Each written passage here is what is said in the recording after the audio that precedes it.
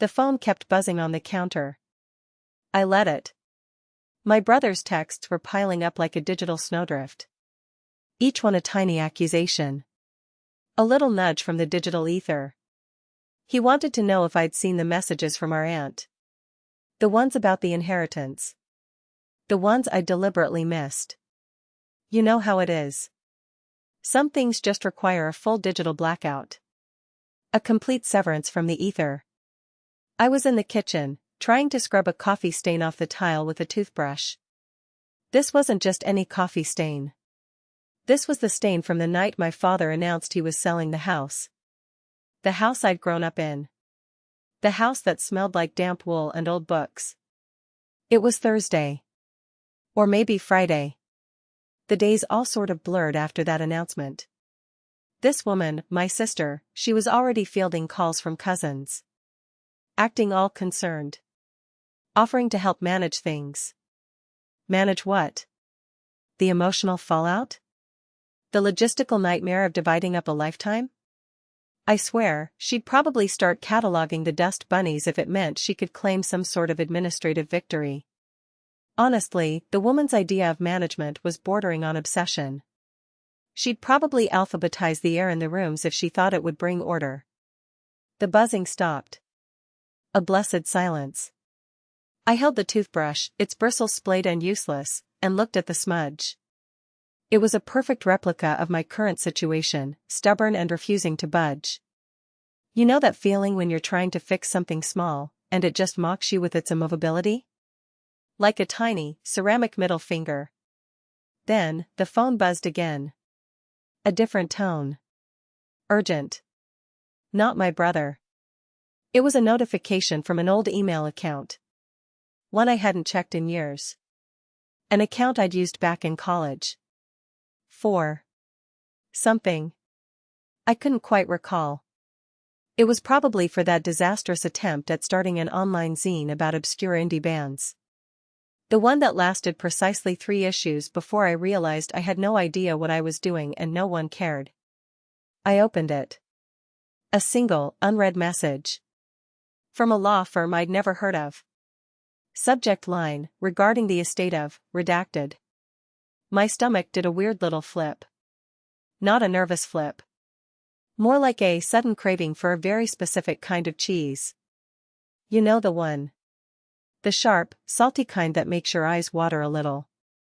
Like aged cheddar that's been forgotten in the back of the fridge for a month, but in a good way. My brother's text suddenly felt like distant thunder. A storm that had passed. Or maybe it was just rolling in a different direction, and I was safely out of its immediate path. For now. The email had an attachment. A PDF.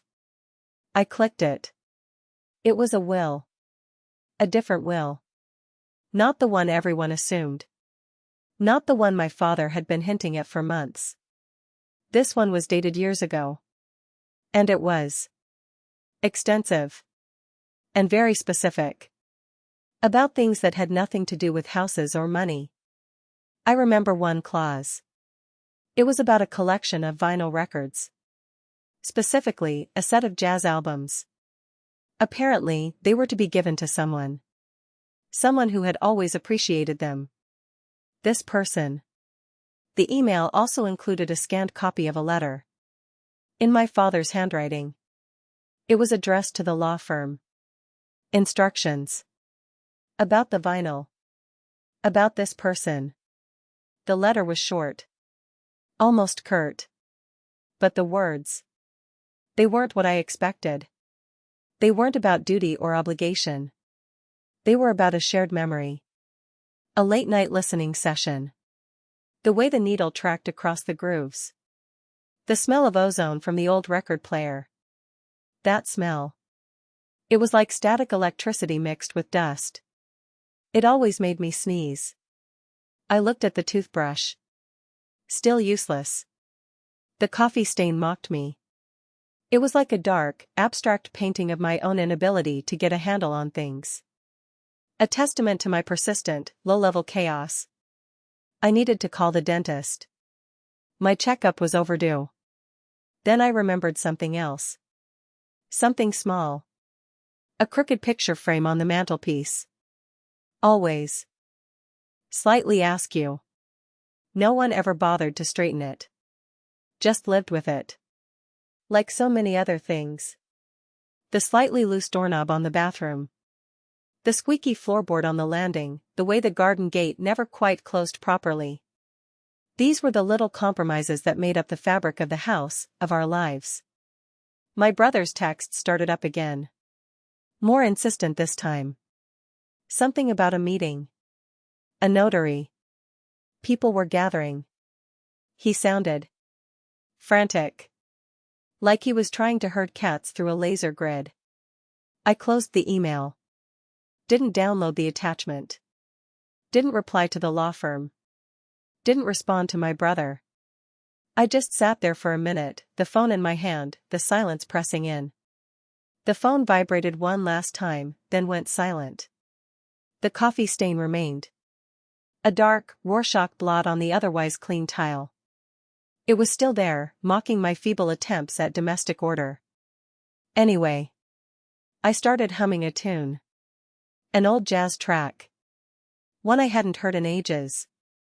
It was a good song. The kind that filled up the empty spaces without being overwhelming. It was the kind of music that made you want to just be. Without doing. Without fixing. This woman, my mother, she'd always said I was too sensitive. Too easily swayed by things. She'd look at me, her brow furrowed, like I was a particularly complex puzzle she'd given up on solving. You need thicker skin, she'd tell me. This world will chew you up and spit you out if you don't learn to fight back. Fight back. Yeah. Like I had a sword and shield lying around somewhere. I looked at my hands. Clean now. The coffee stain was gone. Or maybe it had just transferred to my fingertips. A faint, brownish residue. The kind of stain that suggests you've been wrestling with something intractable, and maybe you've lost. Or maybe you've just accepted the stain. My brother was calling. Directly. The ringing was loud. Aggressive. Like he was trying to punch through the phone. He always did that when he was stressed. His voice would get higher, his words more clipped. It was a sound that announced his arrival, even before he spoke. A sonic declaration of his presence. I let it ring. I didn't want to talk to him. Not yet. Not when I was still processing the fact that there was another will. Another set of instructions from a man who had been so notoriously difficult to read. He'd always been the one to take charge. The one with the plans. The one who could navigate the choppy waters of family drama with a practiced ease. He'd probably already drafted a timeline. Identified key stakeholders. Allocated responsibilities. And here I was, staring at a faint smudge on the floor. He'd probably be furious that I hadn't responded to his texts. He hated it when people didn't respond to his texts. It meant he couldn't control the narrative. I picked up the phone. Not to answer him. To turn off the ringer. The screen went dark. The aggressive ringing stopped. It was a relief, like a physical weight being lifted. The room felt still. The air thick with the smell of lemon-scented cleaner and something else. Something I couldn't quite place. Like damp earth after a rain. Or maybe just the lingering ghost of my father's pipe tobacco. A scent that had permeated the house for as long as I could remember. This person. My father. He'd always been a man of few words. But his silence was loud. It spoke volumes. Of regrets. Of unspoken affections. Of things left undone. He was a man who communicated in gestures. In the tilt of his head, in the way he'd carefully arrange the books on his shelves. He'd told me once, years ago. When I was feeling particularly useless about something, you don't always have to be the loudest voice in the room. Sometimes, the quiet ones hear more. I remember thinking it was a weird thing to say. Almost a veiled insult. Like he was saying I was too quiet, too insignificant. But now. The phone was in my hand. It felt heavy. Like a stone. A small, smooth stone that had been worn down by years of tumbling in a river. My brother was probably at the house already. Negotiating with cousins. Making deals. Being the responsible one. I could picture him, standing in the middle of the living room. Barking orders into his phone, his voice echoing off the walls. He thrived on that kind of chaos. It was his element. I looked out the window. The sky was a bruised purple. The kind of color that promised rain. Or maybe just a change in the weather. It was the kind of sky that made you feel small and insignificant, but also somehow hopeful. Like anything could happen. This woman, the one who lived next door. She had a garden gnome. A ridiculous, smiling gnome. She'd bought it on a whim. And then it just stayed there. A permanent fixture. A silent, ceramic observer of her life. I'd always found it a bit pathetic. A symbol of stagnation. Of accepting the mundane. But then again, maybe it was just a gnome. Smiling. Unapologetically. Maybe there was something to be said for just being there, unbothered by the world. My brother's text started again. More rapid fire now. A barrage. Each one a tiny, digital spear. He was clearly losing it. Probably couldn't get anyone to agree to his latest pronouncement. He was probably sending me angry emojis by now. Little red faces with steam coming out of their ears. I put the phone down. Face down. The screen dark. The barrage of notifications stopped. The smell of damp earth was stronger now. Or was it just the memory of it? The scent of rain-soaked soil, of things growing and dying and returning to the earth. It was a comforting smell, in a way. A reminder of cycles, of continuity. This person. My father. He'd had a specific way of folding his shirts. A neat, precise fold. Almost military. I'd never understood why. He wasn't a military man. It was just a thing he did. A small ritual that brought order to his world. And now that he was gone, those shirts, those folds, they felt like artifacts. Like remnants of a life lived according to its own peculiar logic. I went to the sink. Ran the water. Cold. It splashed on my hands. A sharp, invigorating shock. It felt like washing away something. Not the coffee stain, but something more ephemeral. A layer of dust, perhaps. Or a residue of anxiety. My brother's texts. A dull thrumming from the other room. Like a trapped insect, buzzing against the glass, desperate to escape. Or maybe desperate to get in. He was probably pacing now. Back and forth. His usual agitated gait. I remembered another thing. A detail. A small, almost insignificant detail. He'd always kept a spare key. Tucked under a loose brick by the back door. Just in case. A gesture of quiet preparedness. A safeguard against the unexpected. I stood there, water dripping from my hands, and listened to the silence. It was a different kind of silence now. Not the absence of noise. But a presence. A weighty, in-between kind of quiet. It was the quiet that settles after a storm. The quiet that precedes a new dawn. The phone buzzed again. I didn't look. I didn't need to. I knew what it would say. More demands. More expectations. More attempts to pull me back into the vortex of family obligations. This woman, my sister. She'd always been so sure of herself. So decisive. Like she had a direct line to the universe's instruction manual. And I was just winging it. Constantly. Like I'd missed the memo on basic existence. She'd probably already made a spreadsheet for the inheritance, complete with projected timelines and risk assessments.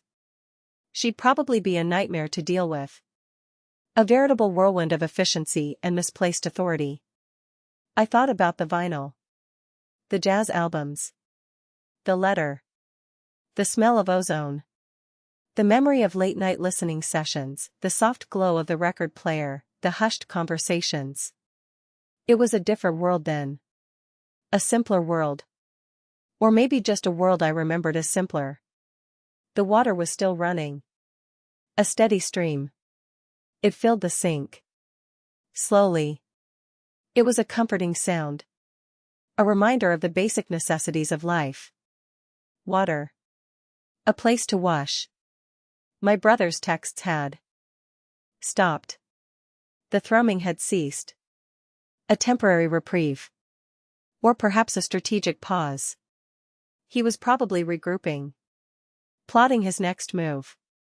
He was a master of psychological warfare, my brother. Whatever.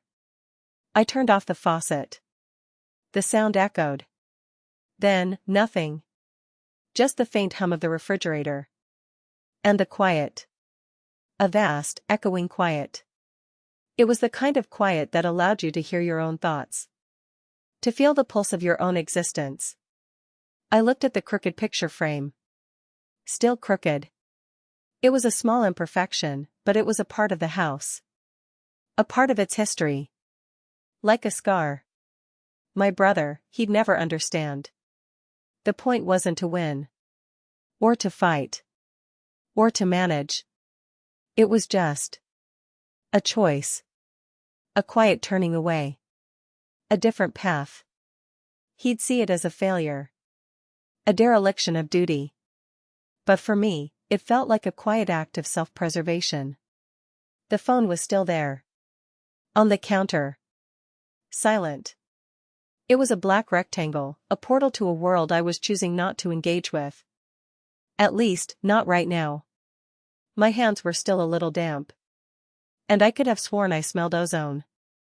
It was a faint scent, almost imperceptible, but it was there. A reminder of the electricity in the air. Of the potential for something to spark. Or perhaps, something to fizzle out. I walked into the living room. The afternoon light was fading, casting long shadows across the floor. The air was thick with that familiar, indescribable scent of old houses. Damp wool, dried flowers, and something else. A hint of wood smoke, even though the fireplace hadn't been used in months. It was a comforting smell. A smell of continuity. My brother had left a note on the coffee table.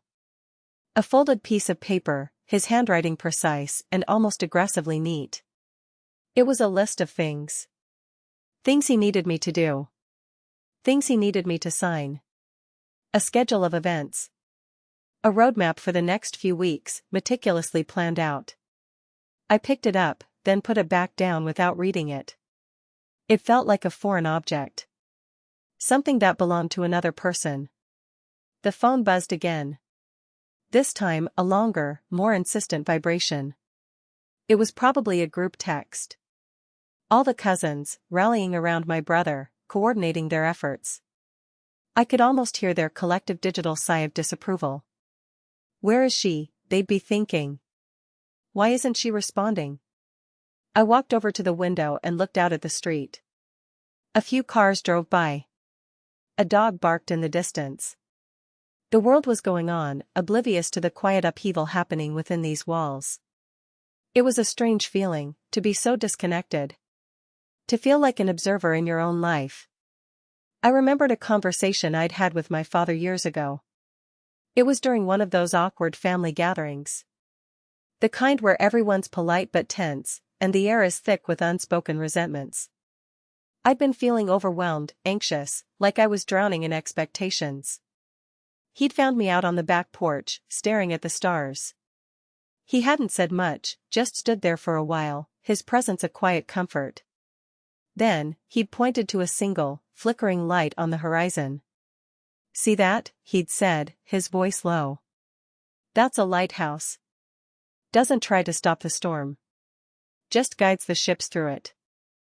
I'd nodded, not entirely understanding. But now, the meaning felt clearer. He hadn't been telling me to be passive. He'd been telling me to find my own light. To navigate my own way. My brother's texts continued their relentless assault. It was like a small, digital army at war with my newfound peace.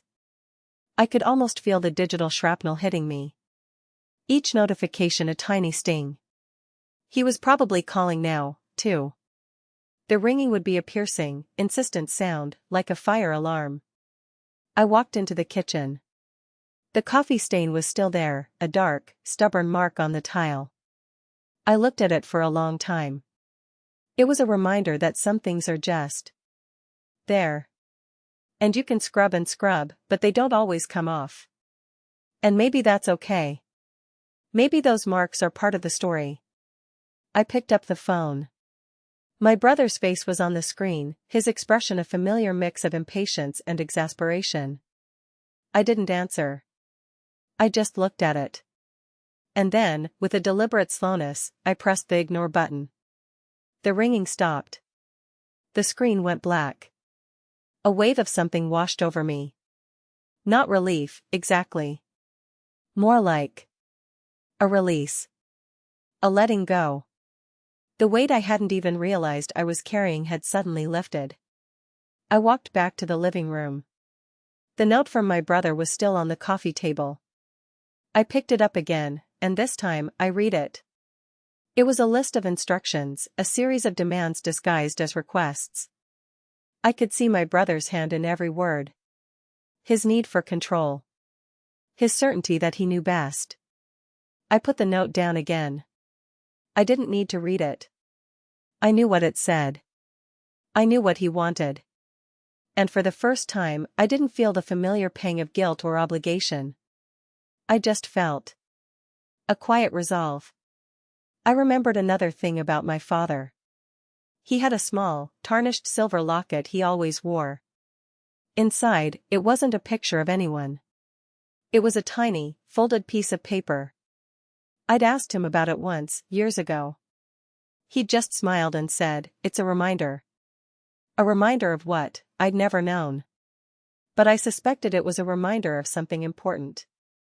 Something he didn't want to forget. The sky outside had deepened to a rich, velvety indigo. The first stars were beginning to appear, like scattered diamonds on a dark cloth. It was a beautiful, peaceful sight. My brother's texts started again. They were fewer now. More spaced out. He was probably getting desperate. He probably thought I'd been abducted by aliens. Or that I'd fallen into a well. He was prone to hyperbole. I walked into the kitchen again. The toothbrush was still on the counter, its bristles splayed and useless. I picked it up. And then, I just tossed it into the sink. It landed with a small clatter. I looked at the coffee stain. It was still there. A dark, stubborn mark. But now, it looked less like a failure and more like a story. A part of the house's history. I went to the back door and opened it. The night air was cool and fresh. It carried the scent of damp earth and distant blossoms. I stepped out onto the small porch and looked up at the stars. My brother's phone was still buzzing, a faint, insistent sound from inside the house. But out here, under the vast, indifferent sky, it sounded very far away. I closed my eyes for a moment, breathing in the night air. I could almost smell ozone. A faint, metallic tang. Like the air before a storm. Or the air after a revelation. I opened my eyes and looked at the dark expanse of the sky. There was a quiet certainty settling over me. A feeling of being grounded. Of knowing where I stood. Even if no one else did. I could hear my brother's text still buzzing. A relentless, digital hum. But it was fading now. Like a distant siren. I turned and walked back inside. The house was quiet, save for the faint hum of the refrigerator and the persistent buzzing of my brother's phone. I didn't pick it up. I just let it buzz. The crooked picture frame was still crooked. And for some reason, that felt right.